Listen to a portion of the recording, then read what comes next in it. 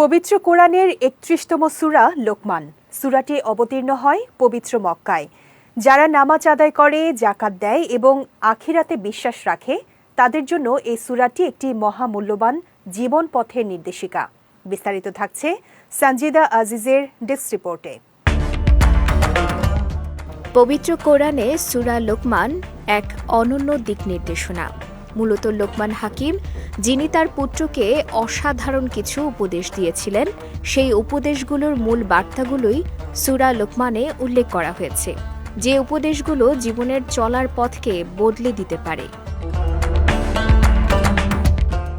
আল্লাহর একত্ববাদ মেনে চলাই হচ্ছে ইসলামের মূল ভিত্তি।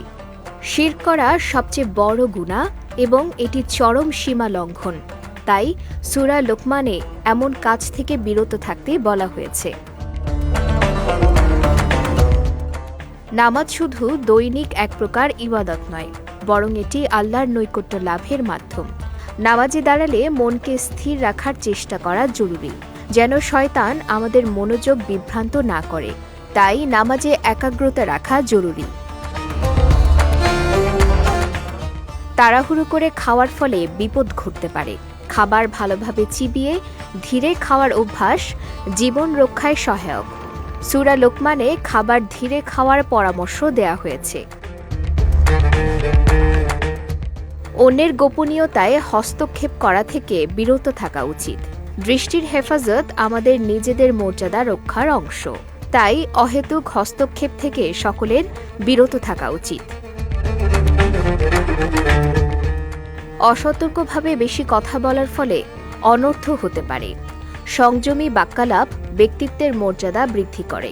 অতএব কথা বলার ক্ষেত্রে সংযত থাকার বিকল্প নেই। মৃত্যু জীবনের অপরিহার্য বাস্তবতা। এটি স্মরণে রাখলে মানুষের অহংকার কমে এবং জীবন চলার পথে দায়িত্বশীলতা বাড়ে। তাই সার্বক্ষণিক মৃত্যুকে স্মরণ রাখা উচিত। আল্লাহর স্মরণ জীবনের প্রতিটি মুহূর্তকে অর্থবহ করে তোলে।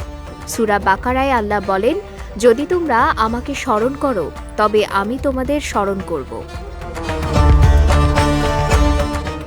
উপকার করার পর তা নিয়ে খোঁটা দেয়া উচিত নয়। প্রকৃত দান তাই যা বিনিময়ের প্রত্যাশা ছাড়াই করা হয়। তাই উপকার করে তা ভুলে যাওয়াই শ্রেয়। ক্ষমার গুণে মানুষের হৃদয় জয় করা সম্ভব। তাই কেউ আঘাত দিলে তা ভুলে যাওয়াই উত্তম।